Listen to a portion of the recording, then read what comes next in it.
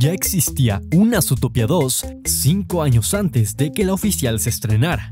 Hace 10 años que esta coneja antropomorfa y su amigobio hicieron una metáfora sobre nuestra sociedad y sus prejuicios. Y vaya que nos gustó. 10 años de que Disney abandonó estos personajes al voraz apetito de Tumblr y Pinterest. Y qué bueno que fue así, porque gracias a eso tenemos Zootopia 2. No esa, Zootopia 2. Me refiero a Zootopia 2.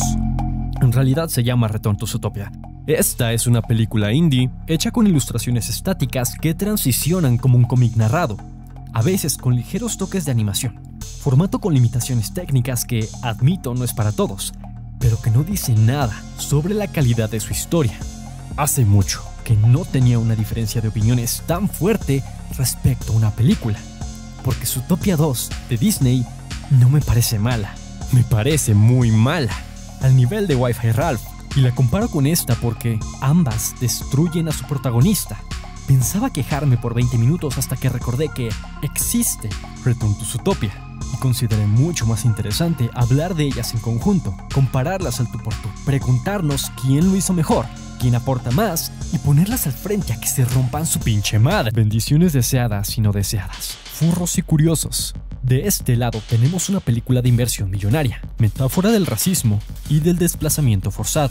De este otro tenemos una película hecha por fans, crítica de la meritocracia, el clasismo y metáfora de la homofobia.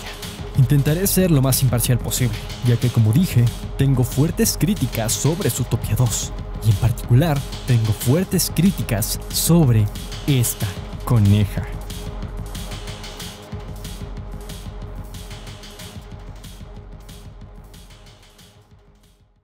Por probabilidad, asumo que ya viste Zootopia 2, y asumo que no has visto Return to Zootopia, así que hablaré de momentos puntuales de la primera, mientras que sí resumiré la película indie, por si los subtítulos o sus limitaciones técnicas no son lo tuyo. Igual te la recomiendo y te dejo su link en la descripción. Después de resumirla, compararemos ambas. No diría que el caso de Zootopia 2 sea la peor parte de la película, pero tampoco creo que sea uno de sus puntos fuertes. A su favor, involucraron temas de corrupción, representados con billonarios y élites económicas que regulan el poder político, como buena oligarquía. En concepto, los villanos me gustan, y mucho. El problema es el trauma de Disney con las patentes y su insistencia en darles tanta importancia. Tal vez por proyectar sus propios pecados. En particular, estoy pensando en Coco. Siendo realistas, a nadie le hubiera importado que Ernesto de la Cruz no escribiera sus canciones, porque a nadie le importa que los artistas en la vida real no escriban sus canciones, y eso que son figuras públicas. Súmale que una familia, con los recursos de los Rivera, no le compiten a los abogados de Vicente Fernández, ni tampoco tienen pruebas de su robo de autoría ni homicidio. Sinceramente, lo suyo hubiera quedado como una mera teoría de conspiración, y en Zootopia es similar. ¿Por qué les importa tanto esa patente? Con ella, Gary tal vez hubiera podido cobrar las regalías de su abuela, y solo por eso se la pasó, pero no nos dice que esa sea su motivación. Lo hace para limpiar el nombre de su familia y de los reptiles. Y ya aprendimos en Wicked que hace falta mucho más que la verdad para derrotar un sistema de desprestigio. Todo empeora con los linces, porque ellos de tajo no tienen razón para querer esa patente. El lince que la robó, y el único al que hubiera desprestigiado, ya está muerto. Su familia es asquerosamente rica y no tiene relación con el caso. Suponiendo que la serpiente compruebe la autoría de su abuela, ellos no pierden su estatus, su influencia o sus recursos. Y si tuvieron el poder de elegir un alcalde y chantajearlo, ¿por qué no podrían chantajear a un juez? Al igual que con los Rivera, la familia de Gary no parece, por lejos, tener los recursos para librar una batalla legal con esa gente, ni la reputación social para que lo tomen en serio. Y por favor, tú que estás pensando que se ignora porque es para niños, aquí no hacemos eso. Pero además, no juzgo esta película en comparación a Dictadura Perfecta de Luis Estrada. La juzgo contra su primer película y la premisa misma de esta segunda. En ambos casos, no le hacen justicia a la inteligencia que demostró entonces. Con esto, aunque sí le ensucia más, no define mi opinión sobre la película, ya que el corazón de esta saga está en sus protagonistas, su dinámica y su relación, que si hubieran respetado, Me veo perfectamente disfrutando de esta película. Pero, ¿qué hicieron con Nick y Judy? ¿Qué hicieron con Nick y Judy? Lo discutiremos no sin antes hablar de Return to Zootopia. Ya volvemos.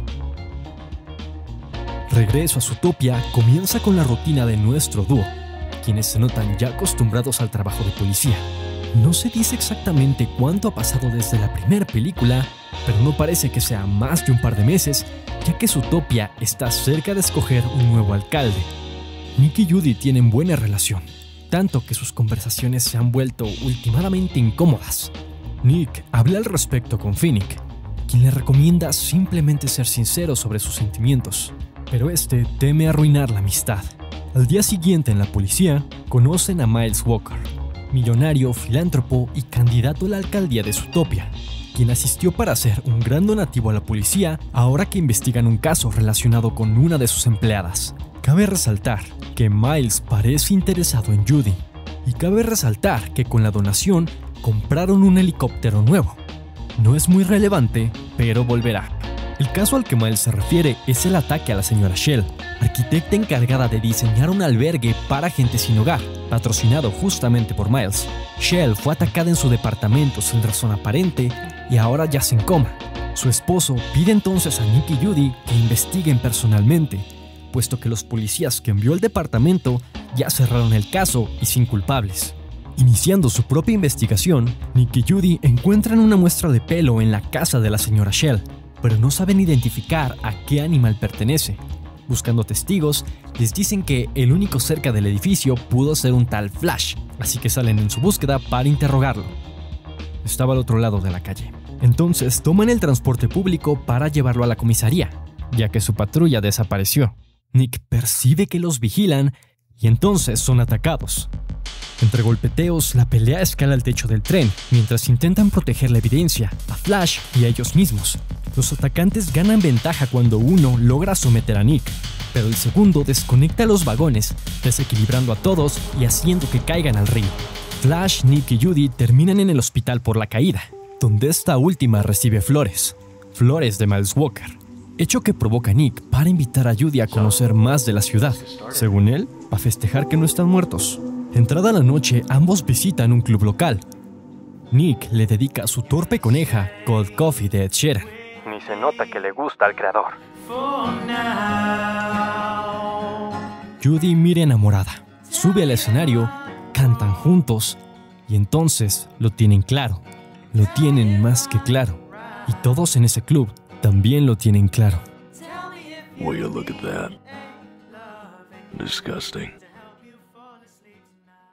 Los atacantes son reprendidos por haber fallado su misión, pero el zorro de nieve, aquel que aprendió a Nick con éxito, culpa a su compañero de arruinarlo todo, pues desconectó los vagones y le hizo perder su ventaja. Descubrimos que su jefe es uno de los aliados de la exalcaldesa Bellwether. Entonces asesina a uno de ellos y exige a su compañero que, ahora que no tiene nadie para sabotearlo, no vuelva a fallar. Nuestra pareja principal empieza a salir formalmente y a tener varias muestras públicas de afecto. Al principio, a Judy no le importa el estigma, incluso cuando sus compañeros los miran raro, pero empieza a afectarle cuando le cuenta a sus papás y estos no lo entienden. I'm sorry, honey. I don't understand. He's a fox.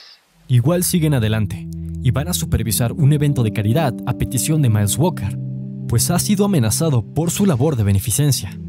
Aquí, Miles pide hablar con Judy en privado, mientras Nick recibe una llamada desconocida y sale a atenderla. Una vez separados, Miles elogia a Judy porque, al igual que él, salió adelante de un lugar de puros granjeros para hacer algo superior, no importando el prejuicio o las dificultades, cosa que Judy agradece. Nick es emboscado fuera del evento y batalla para liberarse del mismo zorro ártico que ahora lo ataca otra vez. Miles finalmente confiesa a Judy que la considera un ser excepcional y le gustaría que lo acompañara como pareja en las próximas elecciones. Judy se niega y notifica que ella tiene novio. Miles, sospechando, pregunta si aquel que le impide estar con ella es Nicholas Wilde, lo que Judy confirma con bastante firmeza. Habiendo herido su ego, Miles tacha a Judy y Nick de ser una aberración antinatural y promete que de ser electo, se va a asegurar de que no haya más como ellos en Zootopia. Nick termina por someter a su atacante y corre por Judy esperando que esté a salvo, y lo está, pero la encuentra claramente incómoda por lo que acaba de escuchar.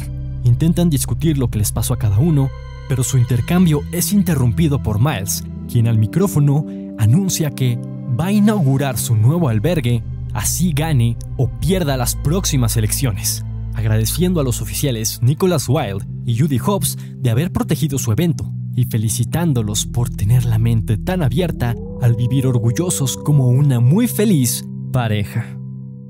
Dada su exposición en el evento de Miles Walker, Nick y Judy son suspendidos de su trabajo. Siendo oficiales tan conocidos, Bogo teme que su relación afecte la reputación de la policía y amenaza con despedirlos, pero, en privado, Bogo recomienda a Nick renunciar por su cuenta y terminar su relación con Judy, pues asume que es responsable de seducirla y ser un problema para ella y para el equipo. Tras ser suspendidos, Judy le pide a Nick un tiempo, sintiendo a todo el mundo y a la misma naturaleza en su contra. Disney arruinó muchas cosas, para este punto muchas cosas. Pero hoy nos compete a Judy Hopps. Disney arruinó a Judy Hopps. Y no poquito, de verdad me impresiona porque parezco ser el único al que le molesta. Inicialmente se nos demuestra que Judy toma un rol dominante sin considerar a su compañero, mientras Nick está indispuesto a compartir sus sentimientos, manteniendo un rol de complicidad pasiva. Cuando se demuestra en terapia es gracioso. Cuando lo interrumpe en su descanso, es desconsiderado. Cuando lo hace arriesgar su trabajo, es egoísta. Cuando destruye su vida y los forza a vivir bajo identidades falsas, es muy egoísta.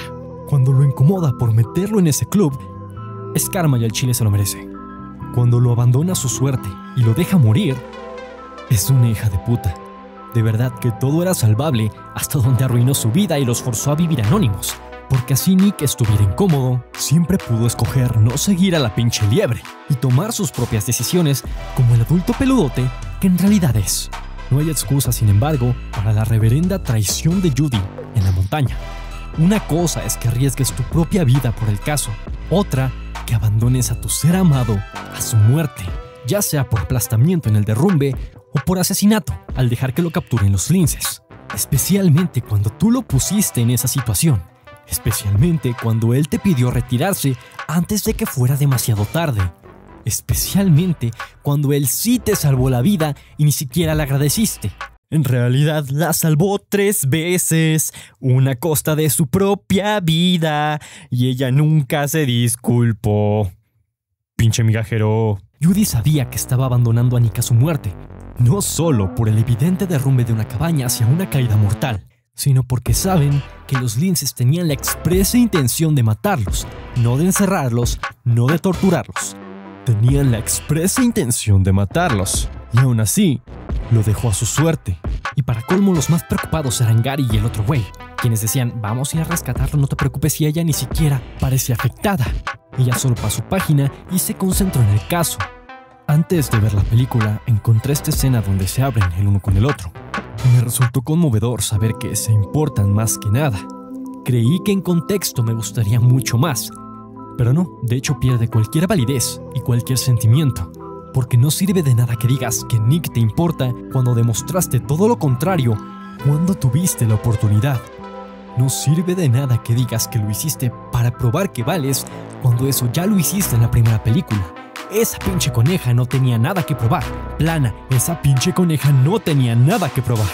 Y en efecto, es diferente de Nick, porque a diferencia de él, ella es una traidora y una muy mala persona. Y luego dijeras tú, el caso por el que lo dejó morir estaba chido, pero igual me sabe a culo. Continuando la historia, mientras Judy volvió con sus padres buscando consuelo, Finnick encuentra a Nick destrozado y le recomienda sacar un clavo con otro clavo, animándolo a salir con una zorra. En casa, los padres de Judy se sienten culpables de ver a su hija tan mal y lamentan no haber apoyado su relación cuando pudieron. Confiesan que, a diferencia de otros animales, ellos no odian lo que su amor representa, sino que simplemente no lo comprenden. Comprenden, sin embargo, que desean ver a su hija feliz más que nada en el mundo, animándola a regresar con su novio. Lamentablemente para Nick, tiene la desgracia de sufrir la peor escena de esta película durante su cita con Karen. Y me salgo de narrador en este momento porque Karen es insufrible, pero demasiado. Está hecha para caerte mal a propósito, pero se les pasó la mano. Cada cosa que dice, cómo lo dice, cómo mastica, es morbosa, impertinente, grosera, egoísta, agresiva, metiche. Tras llamar a Finnick, Judy llega para salvar a Nick de su horrible cita. Le dice de cosas a Karen, aunque hubiera preferido que se la cacheteara, y por fin salen del local. Adiós, Karen. Ojalá Dios te guarde y olvide dónde te dejó. Y si Zootopia 2 tiene la escena de la tundra, Return to Zootopia tiene esta escena. Nick agradece a Judy por salvarlo en el restaurante y pasan un silencio donde hay mucho que decir, pero no encuentran las palabras. Nick empieza disculpándose por, aparentemente, provocar que la despidan, por no estar allí para ella, por arruinar su vida, y Judy lo abraza. Entonces se dicen lo obvio. You know I love you. I love you more. De este momento encorazonador pasamos a Miles, quien recuerda en sueños una infancia llena de maltratos y desprecio, donde su padre lo golpeaba y comparaba con un indigente. Según él, un parásito sin valor que ocupa su tiempo y dinero sin aportar nada. Y cuando despierta, sabe que debe continuar su plan lo más pronto posible. Entra a lo que parece un bar y se reúne con su socio Mike, la oveja secuaz de Bellwater, quien tiene listo el cargamento de aulladores que pidió. Al salir, despide al lobo ártico por su incompetencia y le da tremendo trompazo por complicar las cosas. Al parecer, Miles solo quería que entorpeciera la investigación, no que atacara a nuestros protagonistas. Estos por su parte se besan y luego desayunan con los papás de Judy, quienes aceptan su amor, orgullosos, y les hacen preguntas indiscretas. Pero son interrumpidos por el zorro ártico, quien, furioso por perder a su amigo trabajando para Miles y de colmo ser despedido, ha venido a confesarlo todo. Miles Walker en realidad se llama Liam Margarine y planeaba acabar con la señora Shell en cuanto pudiera, ya que, como arquitecta de su albergue, Shell descubrió algo terrible. Sigue viva porque, desde su ataque, un animal desconocido la ha estado protegiendo. Judy va a hablar con la señora Shell, mientras Nick y el otro zorro van a buscar información de Liam Margarine antes de que cambiara de nombre y entrara a la política. Como se dejó ver en sus sueños, Miles era un niño que sufrió abuso y violencia doméstica, hasta que se hartó y quemó la granja familiar. Entonces fue capturado e internado en el hospital psiquiátrico de Zootopia. Yendo a dicho hospital, entrevistan a quien fue su psicólogo, buscando cualquier información útil para detenerlo. Pero este se rehúsa a revelar algo sobre su paciente por ética profesional. Tras un poco de intimidación y palabras francas, el doctor revela que Liam solo era un niño que creía que él y los indigentes eran una enfermedad para el mundo. Pero con rehabilitación y terapia, mejoró su autoimagen, estudios y salió con el propósito de ayudar a los indigentes. Ya con la señora Shell, Judy descubre que Miles construyó el albergue para congregar a los animales más pobres de Zootopia y acabar con ellos de un solo golpe. En el lugar, además conoce a quien había protegido a la mujer todo este tiempo, un miembro de la CIA, quien le encomienda a Judy detener a Miles, ya que él aún debe resguardar a la señora Shell. Medio huevón si me preguntas. Compartiéndose la información, Judy va directo al albergue para enfrentar a Miles, mientras Nick se desvía a la comisaría para redactar una orden de arresto hacia el conejo y movilizar a la policía antes de que sea tarde. El jefe Bogo, como siempre, le hace de pedo, estorbo e incompetente y desaprueba el arresto, pero todos los demás policías deciden creerle a Nick y van por Miles. No se dice directamente, pero tengo la teoría de que el donativo que Miles hizo al inicio de la película fue un soborno para Bogo. En la inauguración del albergue, Miles inicia su discurso de forma natural, hasta que revela a todos los presentes lo mucho que los desprecia y cómo hará que se coman vivos. Su plan es liberar un gran cargamento de aulladores en gas, acabar con los presentes y atribuir el ataque a los seguidores de Bellwater. A cambio, Miles se comprometió a liberar a la oveja racista una vez electo alcalde. Judy es capturada escabulléndose por el albergue y la presentan con Miles, quien amenaza con acabar con ella primero hasta que Nick llega en helicóptero. ¿Ven? Volvió. ¡Helicóptero, helicóptero! Hasta que Nick llega en helicóptero a rescatar a todos. Dan la orden de arresto. Los policías evacúan a los presentes y temiendo que Miles libere el gas, Nick estrella el helicóptero contra la máquina que lo dispersaba y que afortunadamente no era flamable. Judy y Miles pelean a puño limpio hasta que este último la somete. Por su parte, Nick queda herido por estrellar todo el puto helicóptero y es capturado por una oveja que piensa acabar con él. Judy entonces saca su arma secreta y le grita a Miles frases de su infancia, frases que el psicólogo les reveló y que le traen recuerdos traumáticos, cosa que lo desestabiliza a tiempo para que Judy le parta a su madre y rescate a Nick de la oveja. Pero entonces, Miles se reincorpora y le mete tremendo plomazo a Nick.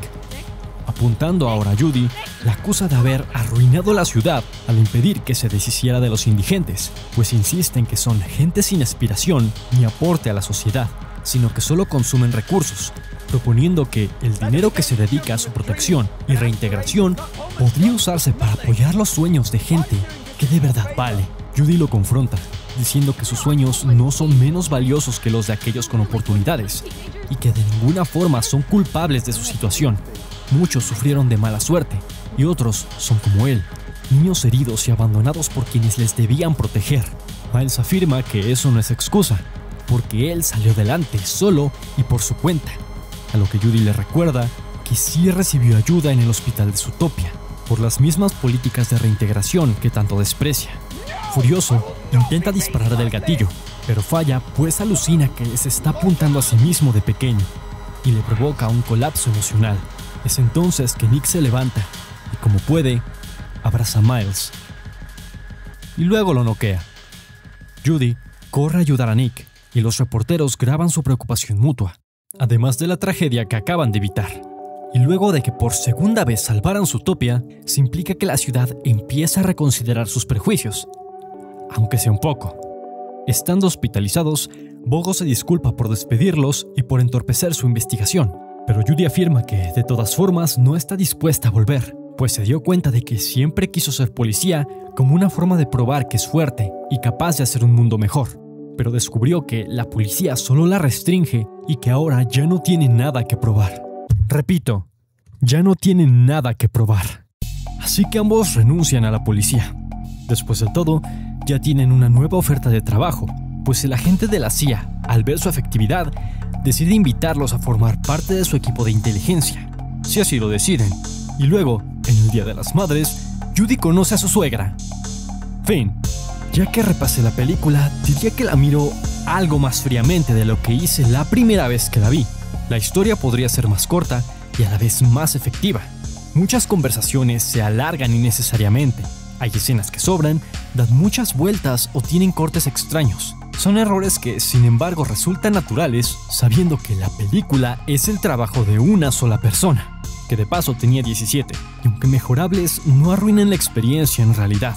De hecho, la primera vez que la vi, no noté nada de eso, y no sé si se debe a que ahora estuve más pendiente de cómo se estructura. Zootopia 2 sí está mejor armada, pero su tercer acto tiene un cierre abrupto y, por lo menos para mí, poco satisfactorio. Derrotan a los villanos a golpes y luego los encarcelan, como si 1 no tuvieran seguridad y 2 no tuvieran influencias. Luego, resuelven todo en un montaje corto. En contraste, sí creo que Return to Zootopia cierra mejor sus temas. El tono maduro de la película es tanto su fortaleza como su desventaja. Se siente natural ver a Zootopia lidiar con sustancias ilegales, abuso intrafamiliar, trauma, interespeciefobia y personas en situación de calle. No es que se profundice en todos esos temas, pero al menos con tratarlos de fondo hacen que la ciudad se sienta un espacio más vivo e interesante. En su contra, la seriedad con la que los personajes actúan le quita mucha energía y dinamismo, haciéndola menos entretenida o digerible, a menos que el caso y el romance realmente te interese, como pasó conmigo. Zootopia 2 agrega varios personajes de los que solo rescato a la castora Nibbles, mientras que Gary, el alcalde y los linces son interesantes en premisa, pero con ejecución ilógica o entorpecida por su final, como mencioné hace un rato. Return to Zootopia no tiene más añadidos que Miles Walker y Karen, lo que le da más tiempo de construir a Miles como un villano que poco a poco antagoniza a Judy tanto como pareja y como policías. Su plan es creativo, es amenazante, es cruel, tiene buen lore y la forma en la que lo derrotan me gusta pero me asusta. Provocarle flashbacks está creativo y personalmente sí se sintió satisfactorio. Pero es oscuro porque sí es una afectación real y dolorosa para quienes tienen estrés postrauma. Así que tengo sentimientos encontrados sobre qué tan responsable es la historia con el tema. De menos, su terapeuta sí se resistió a violar la privacidad de su paciente cuando se lo pidieron. De cualquier modo, Miles es muy buen antagonista. Me pregunto si mejor que Bellwether, pero sí es mejor que los linces. Aquí no hay punto de discusión. Creo que dejé claro por qué Zootopia 2 arruina el personaje de Judy y su relación con Nick. Y si hay una tercera película, fingiré que nada de esto pasó, porque tampoco es que su situación laboral o sentimental haya cambiado mucho. Mientras Return to Zootopia pesa, en el mejor de los sentidos, por la relación de esos dos. Al principio sentí sus conversaciones algo largas e incómodas, pero luego lo abordan en la historia y descubrí que esa era la intención. La película transmite muy bien su química, su cariño, sus dudas y, sorprendentemente, su tensión sexual. No es Beastars, no se acerca a Beastars, pero puedes sentir entre silencios lo mucho que se quieren y lo mucho que se guardan. Empatizas con su prejuicio interiorizado, sus dudas sobre la relación y su incomodidad cuando se les discrimina. Disney tenía entre sus manos una de las mejores metáforas LGBT, porque tanto su amor como sus diferencias surgen naturalmente y era la perfecta oportunidad para dar un mensaje social sin forzarlo, para adoctrinar a los niños y sus padres sobre el respeto al desarrollo natural del amor y la identidad, imponer nuestra ideología pacifista sobre derechos humanos para que toda infancia se desarrolle sanamente y en seguridad, sea cual sea su naturaleza. Aplastar los valores tradicionales como el maltrato, los roles de género y la misoginia. Claro que eso sería dar un buen mensaje, arriesgar sus ganancias, y la rata no hace eso. La rata hace una mierda de película y luego que es que nos quieren culpar a nosotros por su inclusión comercial. Creo que Zootopia 2 es otra de esas películas, pero creo que en esta ocasión estoy solo con esa opinión. Me alegra, sin embargo, tener otra versión a la que mirar que, pese a sus limitaciones técnicas, es una digna continuación y una alternativa que no puedo presumir en casi ningún otro caso. Así que voltearé la mirada a ella hasta que dentro de otros, esperemos no sean 10 años, Disney saque Zootopia 3 y entonces vuelva a preguntarme ¿por qué Dios me hizo furro?